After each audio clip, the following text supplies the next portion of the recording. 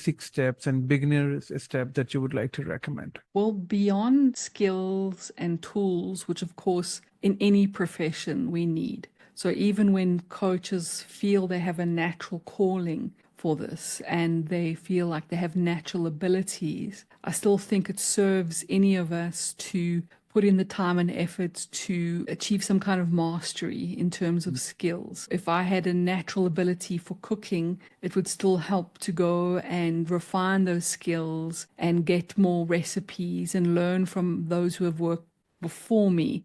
So number one, skills, confidence, certification, I feel.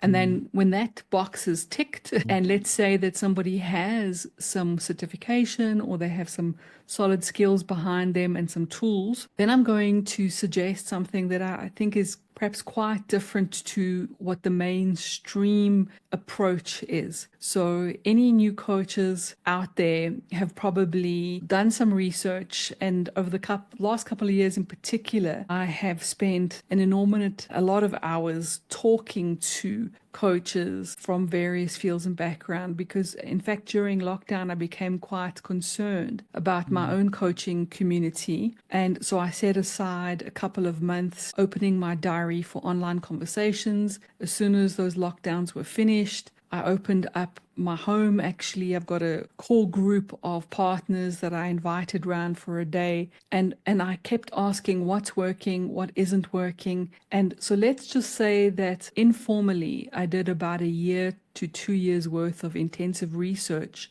both in my own community, the people I've trained, as well as outside. And what blew my mind was actually seeing that the mainstream approach was not working for people anymore. And the mainstream approach is pick a niche, perfect a product at your desk, and promote it. Right? That's kind of, I summarized it and using some alliteration to make it easy to remember, but whenever a coach was trying to do that, they would hit a wall, first of all, trying to pick a niche, trying to decide what's my niche, and they could spend 6 months struggling with that or more. And if they did pick a niche, then they sat at their desks trying to perfect a product, a package, a program. And I call it faffing over fonts, really getting into too many little details. And then finally, even if they went to all that trouble, bless them, agonizing and sweating and eventually creating some kind of program or product, then they thought that what they needed to do was promote it. And what that usually looked like was spending a lot of money and time on a website or trying to post on social media, hey, everybody, this is what I'm doing, or run a webinar and tell people about it. And I could not find a single coach where that had worked and had worked well. They got a handful of people, perhaps friends and family, to kind of generously show up, but they struggled. Now, the opposite was also true. The folks who did a completely different approach, and I have created a bit of a framework here just to make it easy. So instead of picking a niche, they remained unniched. Okay. Now I told you this is going to fly against traditional approaches, and I'm going to bring niching back later because the problem is actually a timing problem. If somebody wanted to set up a store or create a shop, picking a niche before you've walked this path, before you've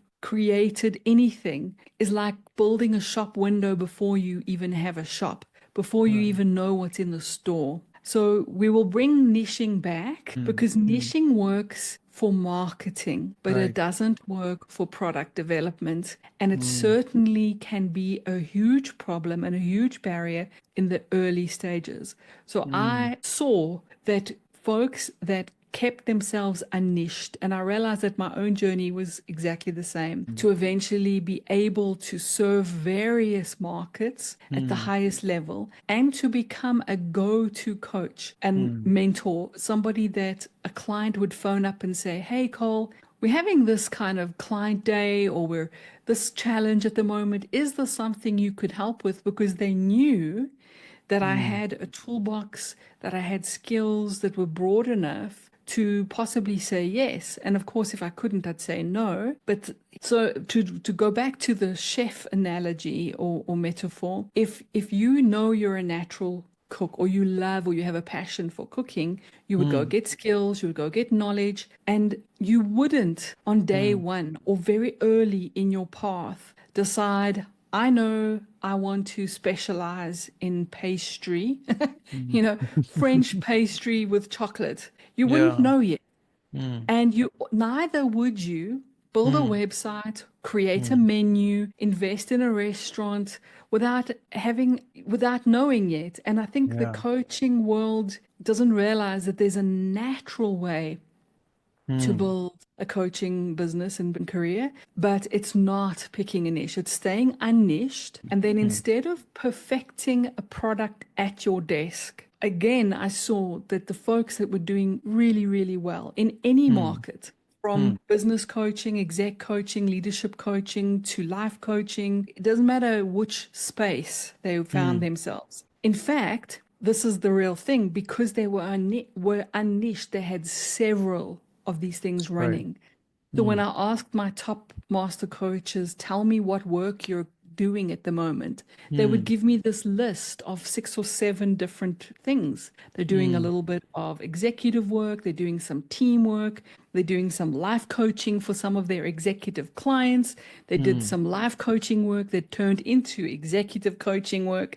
So this kind of flexibility. So that instead of perfecting a product at your desk, which is Mm. guessing, which Mm. is stressful, which is almost impossible, to be honest. What I also saw is that the coaches that did really well Mm. had enough skills and tools and let's say some confidence in those skills and tools. And I will add unique tools and skills so that they weren't just competing with the masses, right? Mm. To custom build a solution for the person in front of them. Okay, so this is the other key, and it requires a kind of courage, which I think we can only have if we really Mm. know our stuff. So back to the chef metaphor.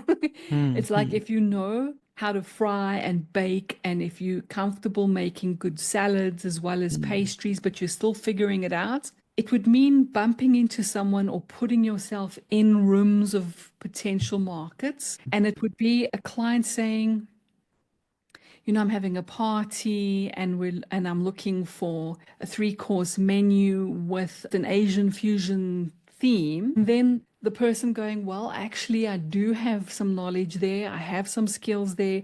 I'd love to help you out and custom build a menu for you. In the coaching equivalent, what this looks like is sitting in front of a potential client, listening deeply and joining the dots between the skills, the tools, the knowledge that you have, and custom building the solution for the person in front of you. And this is another departure from the traditional way of doing things. Everyone tells coaches to be, if I can say, quite unnatural and aggressive in their marketing. So you make a promise, you promise I can help you achieve the following goal in 24 hours or in 3 months. And Mm. people, the consumers, are tired of this. They know it sounds aggressive. They know it's potentially even fake. So Mm. what I also started seeing, and I've done this myself, so again, this aligned fully with the way I work, you say the truth.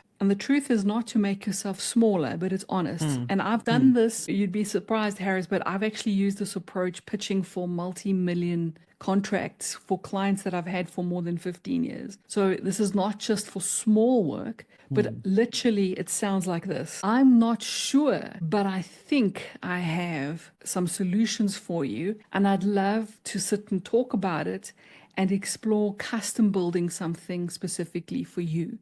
When I teach coaches this, they're Mm. relieved. They're so Mm. relieved. You mean I can actually say, I'm not sure, but I think I might have a solution for you? And I'm like, well, yes, because it's the truth. Mm. Because you're not sure yet. And it Mm. takes 2 or 3 conversations to become Mm. sure. And then what happens is that you enter into a partnership. which is a coaching relationship anyway. You use all your coaching skills and you custom build a solution for the client in front of you. So we've swapped niching with staying unniched. We've swapped perfect a product at your desk with custom build a program for the person in front of you in a natural, authentic, beautiful way. And then the final piece, instead of promote and hope, you watch for patterns and you learn as you grow naturally. Everything in nature starts like a seed. It starts like a sapling. It starts small and it grows naturally. It doesn't leap from this big, from a little sapling size to a fully grown apple tree. So when coaches realize that the first client that says yes, okay, this, I'm so happy, thank you for this custom built thing. Then you roll it out and you learn while you are delivering. So you craft the program, you improve the program in the fire of the client experience, and you start to watch for patterns. Now you've had one yes, you go look for other similar people that are similar to the one that said yes. If you've discovered that you love that kind of work and it feels good, and then the second person, you're going to get a easier yes because you've just learned off the back of the first, and you've got a case study now to build your authenticity and your credibility. Now you run the second one and you see another pattern. Now, what I say to coaches is that once you have a pattern of about 5 or more people saying yes to a similar program and then getting referrals or top review.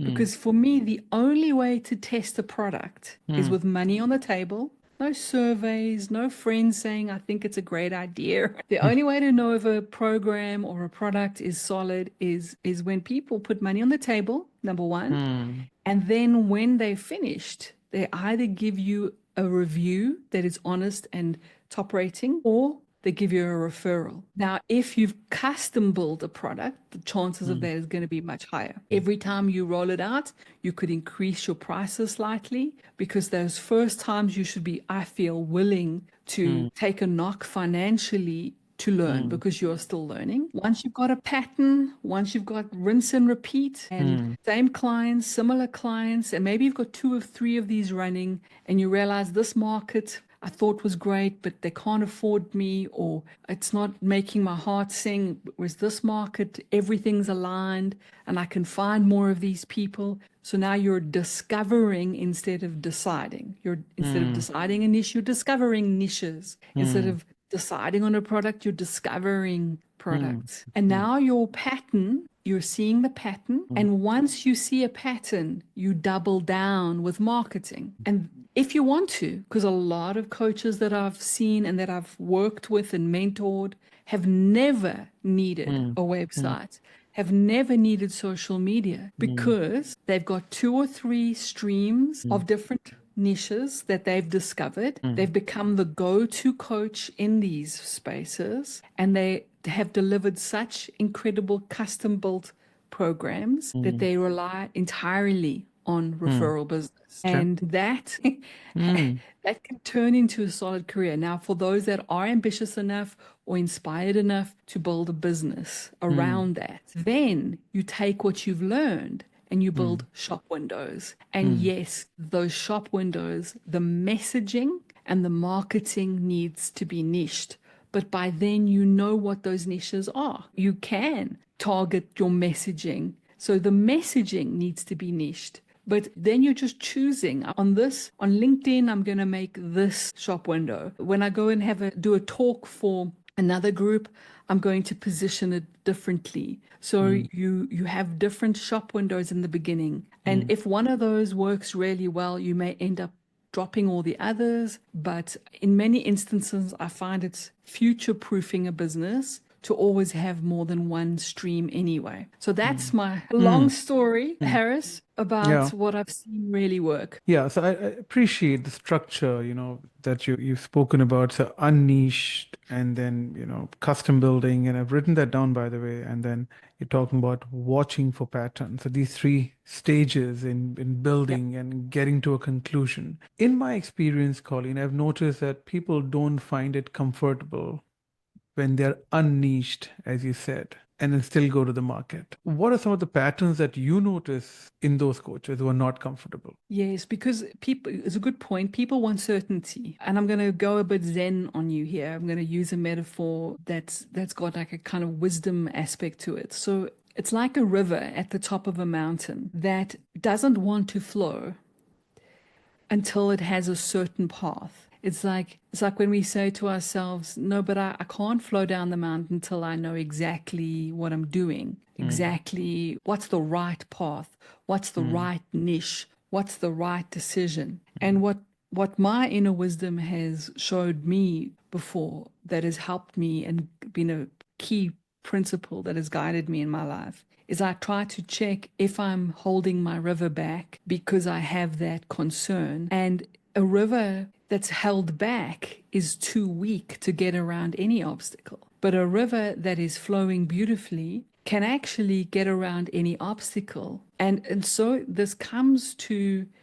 again, I really do think if you have solid skills and you have solid tools, that should take care of, let's say, 50% of what's needed. The other 50% is really to back yourself. And here's the other thing that really helps is start intentionally small. Because the other thing is that folks compare themselves to other coaches that have had 15, 20-year careers or that appear to be super successful online, because we must be careful, appearances are often deceiving. So comparing yourself is a big problem. Trusting yourself. And when I say intentionally small, I mean that you actually decide my first experiment is going to be for 3 people. I'm not going to try and run a webinar for 100 people or 20 people. I'm going to actually create my first one for 3, and I'm going to go have beautiful natural conversations with the people I know, and I'm going to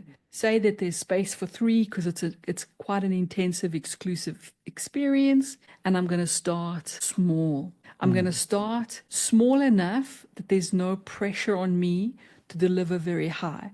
I'm going to start with smaller prices so that I don't feel guilty about overcharging when I really am still learning. Starting intentionally small and growing from that base, which means pick 2 or 3 potential markets. So when I say unniched, I don't mean be blind to the idea that there aren't pockets of, I call them pockets of people, which is like another way of saying niches, that there aren't little groups of people that have very specific needs. Saying don't decide on one at your desk. I'm saying finding online and offline groups that are easy to find, that you suspect you could be credible in, that you do have a connection to, but guess what? You can't be certain. You have to trust your river. You have to trust yourself to show up. Another big point is to show up wanting to serve and being comfortable with I don't know, which is I'm not sure I can help these people, but I'm going to go discover if I can. And that's, at least the folks that I've worked with, Haris, when I've given them that type of approach, I think they've preferred it. They've enjoyed okay, that's better than trying to start big, putting a whole lot of pressure on yourself. It still does mean crossing the threshold of some kind of putting yourself out there. And that, you're right. But there's 2 kinds of put yourself out there. There's small, low risk, experimental discovery moments versus spending 6 months or more investing time and money, hoping and promoting, and and it not working out. And still discovering you have to ultimately put yourself out there. Yeah. And that's also like a perfectionist trap, I just want to have everything in order. Yes. Yeah. So one of the things I end up telling folks is anything that you plan. So let's say you decide you want to go and approach a small group. It's a book club, or it's in that intentionally small space. It's a small team that you know. It's a small business that you have a friend that knows. So I always say start with the circles you know. Okay, look amongst them. Any planning, any draft ideas about what you could bring to that group should be serviette size. In other words, intentionally draft, intentionally sketch don't fill 4 or 5 pages of detail, because the thing is, you don't know yet. The river does not know what's around the corner yet. The river does not know. And over planning is just guessing in that sense. You've got to back yourself and show up, because in that moment with those people, again, if it is part of who you are, coaching and guiding, if it's your apple tree, you will be able to make apples. If it belongs to who you are, if it's part of your nature, your purpose, then if you've got skills, and then if you're willing to say, I'm not sure, but I think I have a way that could serve you, that's all going to work in your favor. And then perhaps the other thing that I've become quite passionate about and have seen work, it's worked for me, I've built my business this way, is following natural principles. So everything in nature gives to grow. It's generous. If I go and pick a little tomato out of my garden and I break it open, I see dozens of seeds.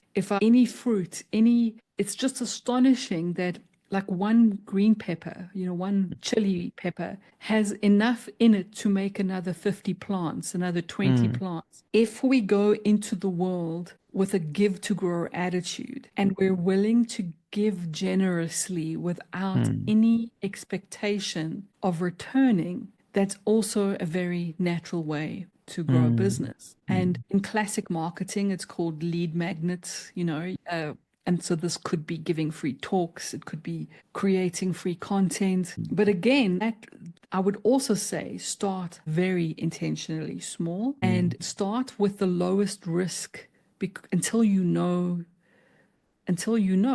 discover. So let's say you discover a pocket of people, a niche that's starting to work out. People are saying yes, there's some growth happening, and you double down. Then you could start building lead magnets in that space. You could be actively seeking other similar people in different cities. You start looking for that niche everywhere, and then you bring lead magnets to the you just create a pipeline of generosity. So, Colin, thank you. I think it's much more clearer now. You're not saying just go out there and go more intentionally slow. And I'm curious now to hear from you. When you said watch for patterns, you're saying pattern with types of client that you're coaching, or yeah. And also when you say then create a custom program, what should that have in it for coaches? I mean, what's my custom program going to be if I watch those patterns? Yes, of course, the thing about custom building is you don't know. Well, let me give you an example. Maybe it's helpful to actually bring this into examples. So after a couple of years of noticing a pattern where I kept getting leaders, and we're leaning into the corporate market now, although I've worked comfortably in many different markets. So let's say, and this really was on the back of about 10, 15 years. 10, 15 years, I started noticing similar people, similar leaders, middle managers, senior managers really loved the product that I created for them right in the early years, because I'm also a coach trainer, run a brand. We train master coaches, ICF-accredited. They kept saying yes. So the pattern is they kept saying yes easily to a particular thing that I built for them, which was leader as coach training. That was small. And then when we customized it in the beginning, so in other words, when I listened to what the client wanted, and I heard they want this, they want that, they don't want that, and I started customizing, the pattern was that similar leaders kept saying yes to similar products. And when I delivered the training and on the ground listening to the leaders in front of me, the same problems came up that they were facing, and they responded in similar ways and with happiness and delight when the training met those needs. So I improved and refined, and that led me to now being more and more confident over time, that I found a pattern that could be promoted.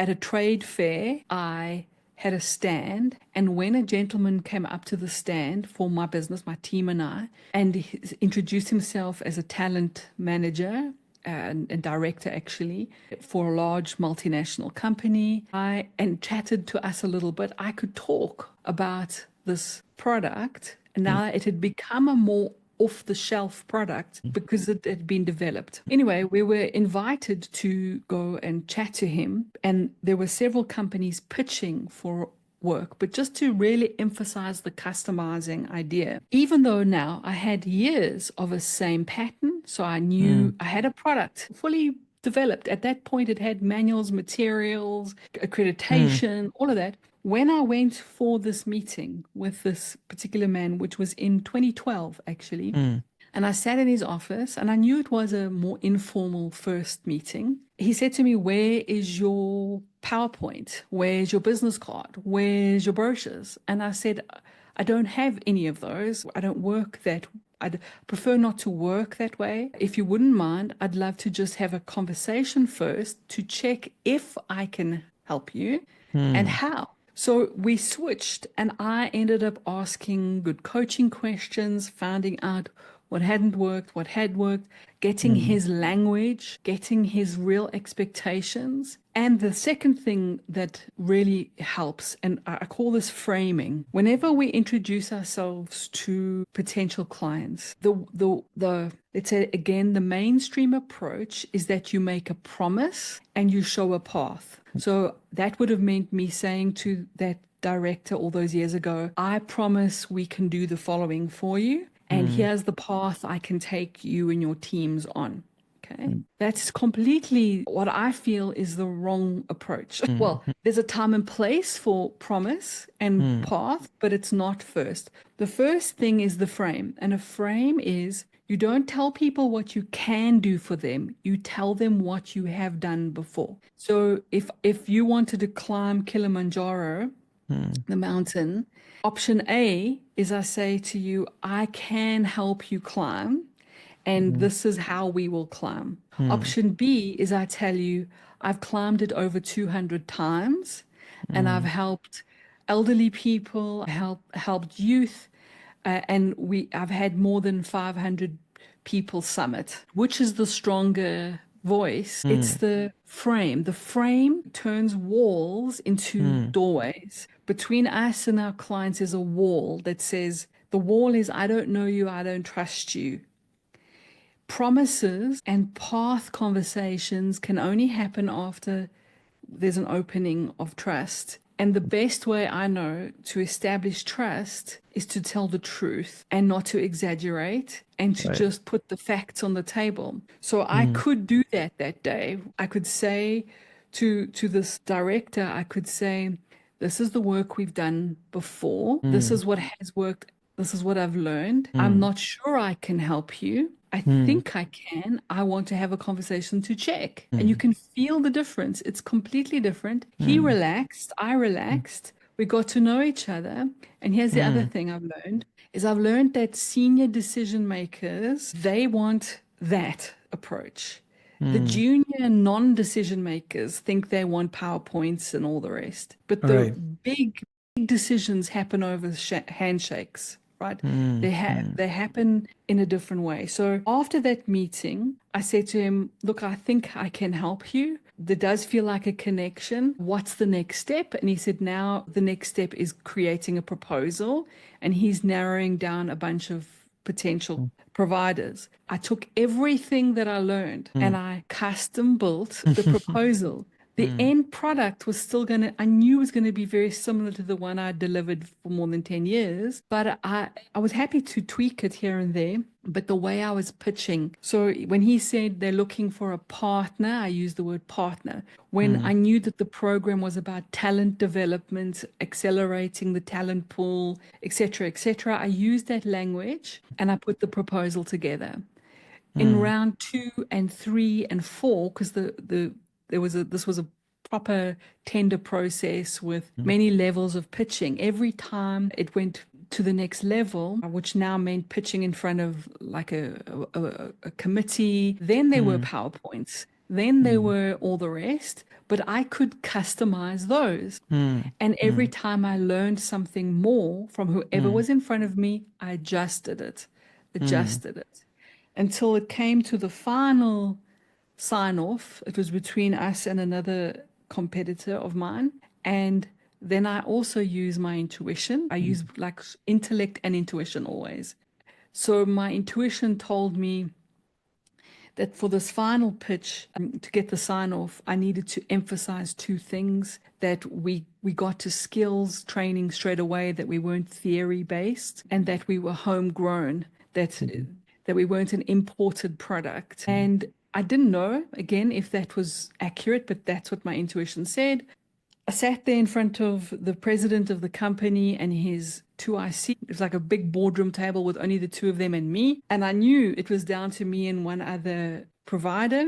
And I knew this could be a multi-million contract over many years. And I'd started the traditional kind of way of chatting and whatnot. And I could see and feel that he was a bit resistant. His arms were folded and he was looking at me. And then I just dropped it all and mentioned those 2 points. Look, I said, we get to practical skills in 3 hours. We get people coaching within the first 3 hours of the training, because we're not about theory. And he unfolded his arms. He looked at the lady next to him and he said, you see, this is what we need. And it was done. And they're still a client today. They're still a client, and they've been bought by another multinational Dutch company, and they're still a client. And I've seen this work again and again and again, Haris. It's custom building.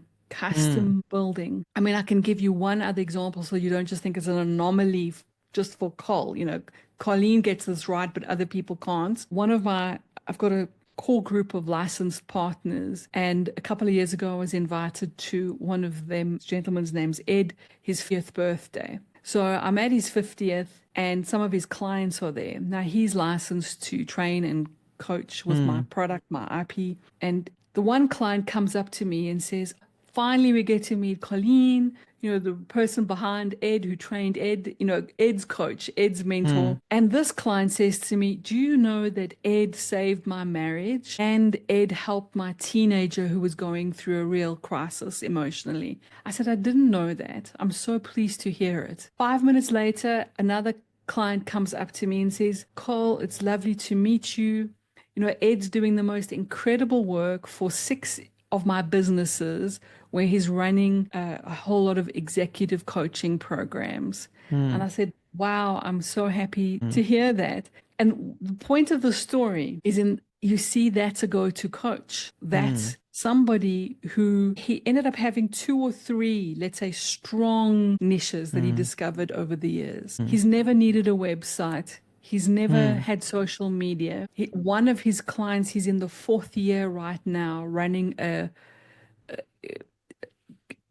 7-figure project where he's combining coaching and mentoring and all that. And that's what it means to be unniched, to custom build and to grow small and then big over time. Yeah. So as you can tell, I'm quite confident that this works for most people. No, I'm sure it does work. And I think it's really about authenticity and curiosity. I think, you know, building the relationship through being authentic and wanting to know more and then custom building. Colleen, you said that you were able to offer them your program, but that was a training program, right? How about a coaching service? You know, how about that? Because coaching is really an asking approach, right? You're not giving them different anything, to you're not training. Absolutely. different Well, training. Ed's story was an example of coaching, although now he's also a licensed trainer. So you're right.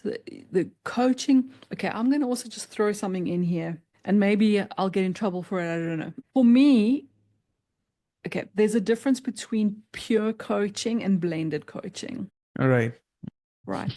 Now, I know if you go on the internet, everyone uses the word coaching and they blur the meanings, or they don't know, or it's just used in different ways. So on the internet, especially on YouTube, for example, people call coaching, and they think coaching is mentoring, right? They think it's someone who's telling someone, do this, do that, to achieve the following outcome. So that's all happening. But for those of us that are perhaps more deeply involved with the profession like yourself and with training, we know that what pure coaching is, for example, ICF-accredited and many of the accreditation bodies, it's distinct from training. It's distinct from mentoring. It's actually not giving advice. It's holding space, all those beautiful things you said, curiosity, listening, partnering, custom building, the actual conversation, that is pure coaching. Then on the other side, like, so on the left, let's say you have pure coaching, and on the right, you have mentoring, guiding, telling what to do. I could be wrong, and I'm available to being wrong, but I think my guess from what I've seen and heard is that about 80% of coaches that even learn pure coaching, and I still think learning pure coaching is valuable. I teach it, so I teach an ICF level 1, level 2. I have since 2012, and I'm an MCC as well, coach. So all of that's in play. But in reality, I think a lot of coaches in the real world are blended coaches. And a blended coach is someone that's going to move between pure coaching and mentoring, holding space. And I think when they declare that and it's part of their package, I think it can work really, really well. And some of the most successful coaches I've seen tend to move between the following three: consulting, coaching, and mentoring. Right. And I actually see that working really, really well for brand building, for business building. And it's not to say pure coaching can't do well. And I've got many people that do well in that space. But I still think 8 out of 10 times, I actually wonder how many people get certified in pure coaching, but discover that on the ground, they need to change hats. They need to Right. move between, just like a leader can't be a pure coach. Yeah. I was talking to a guest in my one of the podcasts, and the guest said that coaching today is an artificial therapy. If it's a pure coaching, it really Right. needs to blend with mentoring, and hence the concept of international mentoring centers, IMCs. Mentoring is like a driving instructor who teaches you how to drive, but first works on your fears and your limitations and all of those things you have inside you, and then helps you to teach you how to drive a car. So it's really a blend of asking and then sharing, asking and sharing, understanding people. So well said. I Yeah. think even in the Middle East where we teach, Colleen, most of our students, they find it difficult to serve the client with only coaching. There are I'm with you. clients Sure. who would Yeah. only need coaching because they know that something that they're asking and looking for is very personal. But a lot of times they need somebody to tell them how of what they want to do. And that's where a blended Yeah. approach. Yeah. Yes. So I think it might be the elephant in the room, Harris. Sounds like you and I have a common approach here. And I think it's just something, again, we discover over time. Back to a person's actual purpose, I think a lot of people are drawn to the coaching profession and the career path because they're natural guides. They love inspiring, they love empowering. And then the pure coaching, I think, often feels a bit restraining. It feels a little bit boxed in. So I do understand the need for pure coaching. And I think learning pure coaching makes us better mentors, makes us better guides, makes us better leaders. So I think it's a skill set that's very worthy and it has its own distinct place. But I also feel it's a little bit like learning to drive a car. And I like the fact that you were using that kind of metaphor, but going to get your driver's test has a kind of unnatural feeling about it. You have to prove you're safe on the road, which is good and important. But I don't know what the driver's tests are like in your part of the world, but here I'm a mom that's had 3 daughters that are now in their 20s and in their teens watched them going through the process of learning how to prove they could drive. It's so rigid. They've got to prove that they're looking at their rearview mirror, then looking at the side mirror, then looking at the rearview mirror X amount of times per minute. There's they've got to have their hand on the steering wheel in a certain place. So Yeah. there's all these. So I understand the need for this, okay, and I'm fully supportive. But once you prove you can drive a car and you have that piece of paper, how you end up being in the world, I mean, you're now safe as a driver, hopefully, but you might drive a 4x4. You might become a rally driver and then need additional skills. You might become a Formula One driver. I mean, who knows? Or you might just be driving to the shops and back with your kids and dropping them at school. So it's, for me, pure coaching is that very necessary profession elevating driver's test that Right. proves you're safe, that proves you can tell the difference between an accelerator and a brake, and you know that you can drive, you don't roll the car back. Beyond that, I love the fact that beyond that, there's space for ethical, professional, blended coaching. And I have literally seen so many coaches do well when they, in the first phase of what they offer is consulting, which is getting a sense of the scope, running assessments, measuring, learning, custom building, and then moving into coaching and mentoring phases. Coaching to do that personal, holding space, drawing out the best solutions from the people themselves, not giving advice, and then mentoring, as in transfer of skills, transfer of knowledge, transfer of expertise. When those three work really well together, let's say, especially in the corporate and business space, I see people do really well, very, very easily. So that's my my You two know, cents worth, my opinion for sure. no, thank you for sharing that. And I think I want to share something with you that one of our clients said. So it's a big consulting firm, and they said they wanted to partner with us to provide them coaches to do some coaching sessions with the leaders for whom they had conducted 360 degree. And they had the report shared with us, and they said, "Can coach give feedback to the client?" And I said, "Is that coaching? You want feedback, right?" And they said, "No, I would rather say mentoring." And I said, "Why are you saying mentoring?" He said, "In our organization, we believe consultative coaching equals mentoring." So we're Right. There looking at you a go. consultative coaching and Consultative coaching is coaching. mentoring. Yeah, Now, that's I will say, Harris, what's interesting, and I wonder if because of time just showing this or revealing this, I was involved with getting ICF accreditation for my program back in 2012, and then they made lots of huge changes, yeah. some which I think are very good, others I mean, I'm fully involved with delivering ICF courses and being an MCC, but I have a lot of criticism actually for some of the bureaucracy and it's just become quite a heavy, clunky thing at the moment, I feel. But anyway, it still serves a valuable purpose in the world. So trying to balance what I feel is both. And, something that I saw, and I could be wrong because I could have not perceived this correctly, but in the early years, at least the way I interpreted the early competencies and the early way of defining coaching, using the word feedback specifically, I saw that there was no room. So you couldn't give feedback.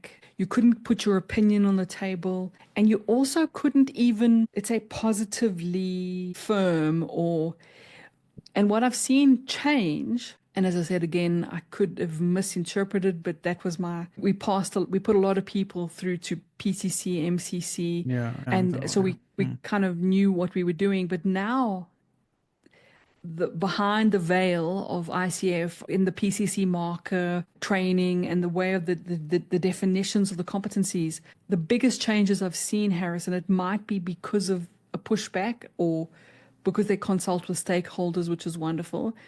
There's actually room now for how a coach gives feedback. And for example, if a coach gives feedback but asks opinion for permission and positions the feedback as an opinion, there's now ICF have made space for that.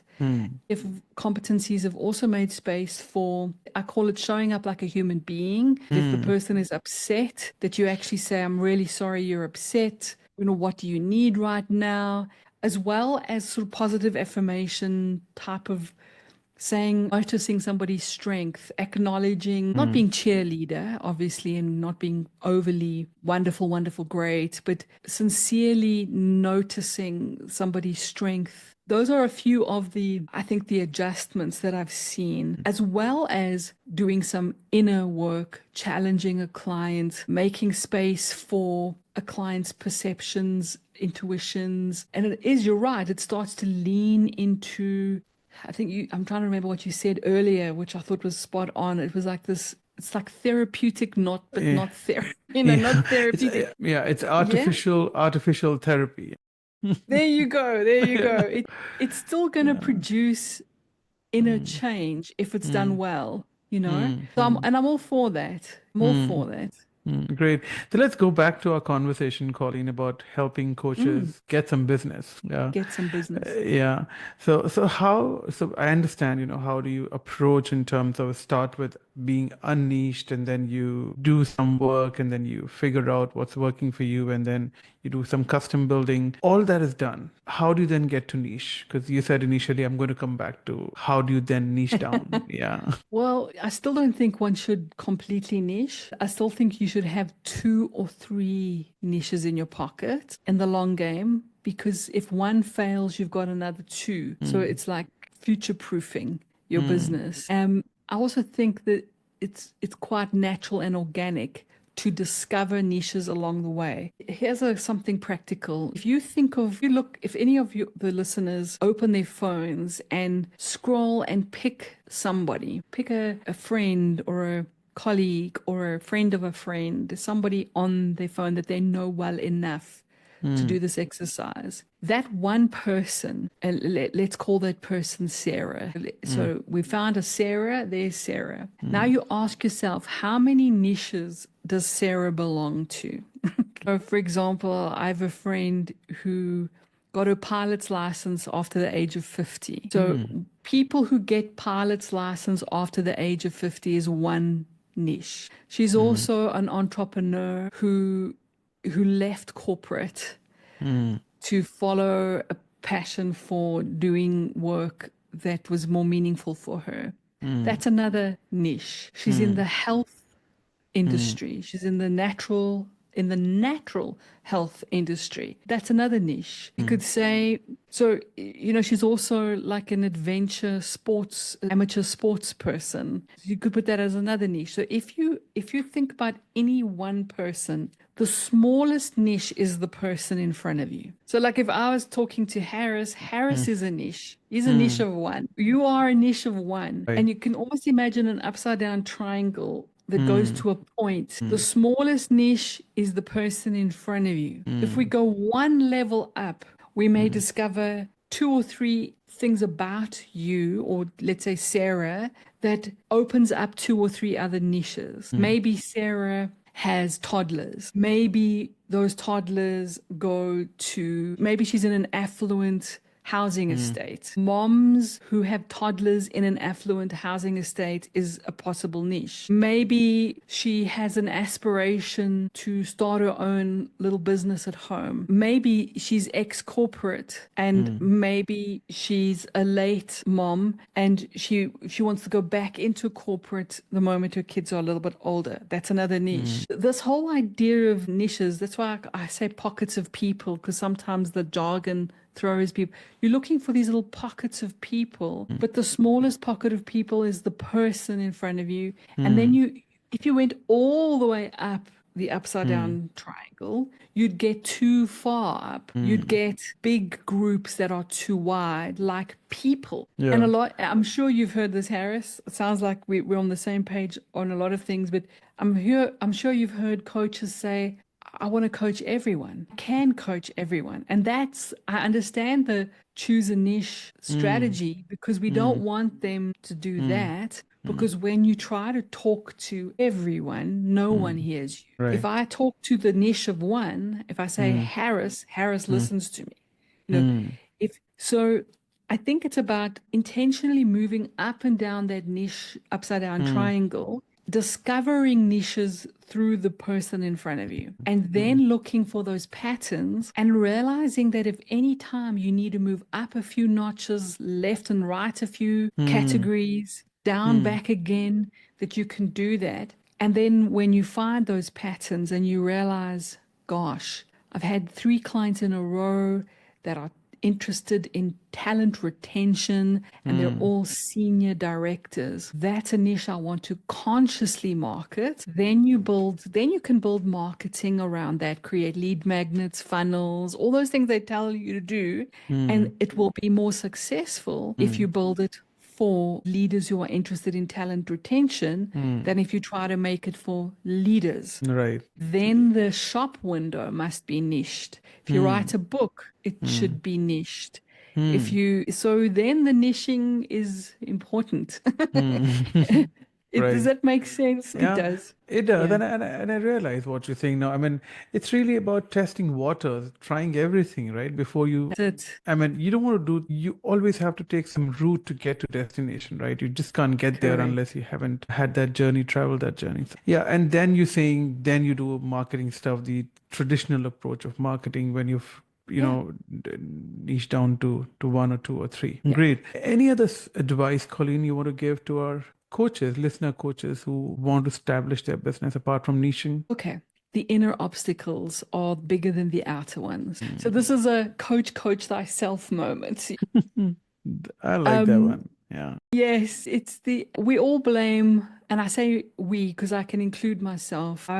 My career, Haris, I was asked to teach when I was 17, and these two women had heard me chatting. I'd been speaking to them at a little tea party, and I was such a shy, introverted person, and they said, "Please, Cole, teach us." And I said, "No." I said, "I'm 17. I don't know anything." And they said, "Please." So in school holidays, I had these two clients arrive and I put a little thing together for them. And that was the beginning. And so I was pushed into it by life, kicking and screaming. And I think for years I was resistant because I think our inner obstacles are much bigger than the outer ones. Blame, time, money, support. We say the market's saturated or but those inner obstacles are massive. So maybe what I'll do is share a few things that have helped me along the way. The first is I used to think that I needed to get rid of doubt, self-doubt. I was like, if only I could be back to the certainty thing. If only I could be certain that this is my path. If only I could be certain that this is the right approach. If only I could be certain, then I would be confident enough to put myself out there. And one thing I have done from the beginning before coaching was even a thing, because I'm showing my age now, I'm 53. And when I was 17 and 20 and all that, coaching wasn't even a thing, right? It was sports coaching. So back then, there was this feeling of if I could get rid of this doubt. So I used to, looking back, I can say coach myself. But what it looked like perhaps was more meditation. Being introverted, I used to spend a lot of time being quiet. And I noticed that some thoughts felt peaceful and seemed to open me up and give me clarity. And other thoughts tended to upset my nervous system, make me feel upset. And maybe one other little piece. When I was 13 years of age, in a quote unquote dark night of the soul, I was really miserable. I had many scars from surgeries when I was a kid and very shy. And I carried this all very privately, very secretly, and no one knew I was suffering. But one night I was really thinking about, I don't want to be here, but I didn't want to leave either. And a peaceful, let's say, inner presence with clear thoughts that was not a Hollywood moment, right? There were no lights. It was just like a little 13-year-old crying and feeling very sad and depressed and very torn, having these thoughts that felt peaceful. And the thoughts that arrived were choose a reason to live that's bigger than the pain. And I took a moment and thought about it, and the word formed in my mind and it felt true. And I'd started noticing that wisdom, truth has a texture to it. And I'd become interested in this. So what I chose that night to live for was wisdom. I said, I want wisdom. And so that's why when I say I tuned into wisdom, that's what I mean. And that became the beginning of a coaching methodology, right? When I was now Mm, in my late mid 30s. But go back to doubt. When I have then brought the idea of doubt to mm, my inner wisdom well, right? There's the surface mind saying, I want to get rid of doubt. I want to get rid of doubt. And then there's this deeper, more peaceful knowing that I've learned to find so that it can meet that surface, like bringing water up to the surface of a well.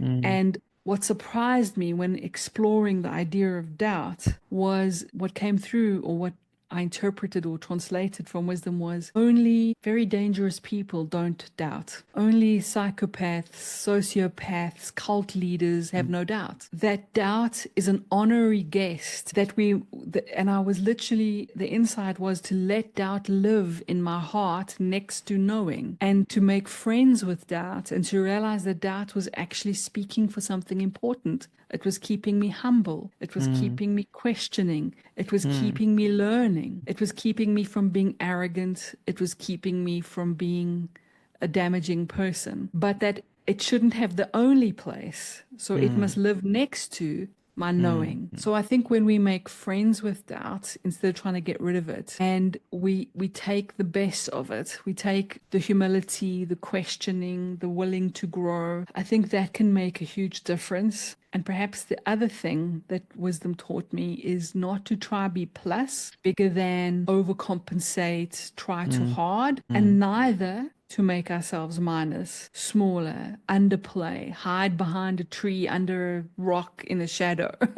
mm, that mm, that wisdom, that our deepest, truest self is equal to. Like an apple tree says, I am this. It doesn't say I'm better than, doesn't say I'm lesser than. It just mm, says I am this. And I think when coaches, if you take yourself into spaces where there are potential people to serve, and you just go, I am this, I'm not sure I can help, but I'm love to have a conversation because I've mm, got these skills. This is what I've done before. This is my toolbox. And I'd love to have a conversation to explore mm. if and when if I can help you and how. And that simple, natural approach, it works like magic. That's profound. That's profound to hear, Colleen. I think what you said, what I say generally is just becoming comfortable with your own discomfort in life. Uh, Beautiful. Yeah. yeah. I think on that note, Colleen, I can't thank you enough for taking your time out today for this conversation and for this show. And I'm looking forward to have our next podcast again with you on the next topic that we discussed. For now, thank you so much, Colleen, for your time. Looking forward. Yeah. Stay safe. Thank you, Harris. Welcome. All right, so I've not stopped the recording purposely. What if we get something here as well after the conversation, like we do in coaching What if? conversations, right? Yeah, what if? What if? Yeah, sometimes the coaching happens when you stop coaching, right? I tell people That's right. you actually coach when you're done coaching. Too true. Yeah, True. but really, really nice conversation, Colleen, and I'm really now interested to do another one with you on Enneagram. I'm happy to. My apple tree is happy to show up. I would love to get some apple from there. Yeah, the Yes, nuggets that you exactly. share. Yeah, so I really Yeah. like the nuggets. So thank you Thank once you. again. Getting you. Thank you, Colleen. We're in It's such the a South Africa. I think you're in South Africa, right? Yes, South Africa. We've got many clients from around the world. I've Mm, been fortunate also to travel extensively.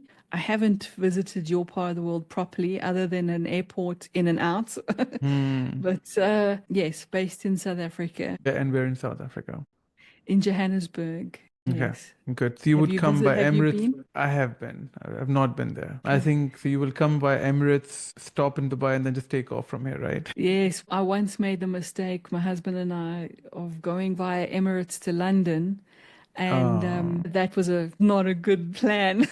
hmm, That was, hmm. you go this way and then you go back Yeah. that way, and it's a broken flight with many hours and then many hours again instead of a Mm, direct. mm, But I've also had a stopover to India, and I mm, think we went, I'm trying to remember if we went that way to possibly even Spain, but to India definitely we went. But my daughter, my stepdaughter, my youngest daughter, she's been to Dubai. She loved it. She has a friend that lives there. So one Come day we'll have over. to come Come over. and have a Yeah. cup of coffee with you in person. Yes, yes, yes. In fact, one of my guests traveled last week, so we had a coffee together and it was Isn't fun. it big? Yeah, Well, it's if really you're nice. ever this part of the world, most people come to Cape Town because Cape Town's the Mm, tourist venue. It's beautiful. It's lovely. mm. But if you ever are stopping through Johannesburg, please do drop me a line and we'll happily We will. come and visit and give you a coffee, or you can come for lunch in my home. We Sure. live in I would love to have Johannesburg. some African food there. Yes. Well, we're quite yeah, we're pretty eclectic. I mean, what we eat every day is probably similar to anywhere else in the big cities of anywhere. Okay. So, but we Yeah. tend to eat quite, well, my husband and I anyway, we eat quite clean. We try to eat clean, organic, healthy, Mm, um, mm. so free Awesome. range wherever Mm. possible. Yeah, That's the secret of health, right? I'm with you on that. Thank you. Thank you, Colleen. I look forward to seeing you soon. Yeah. Pleasure, and I'm glad you're doing well. And Thank you. strength, strength, strength. Carry on Thank with you. your good work. Yes, Thank you, Colleen. Bye bye. appreciate. Bye bye. Bye bye.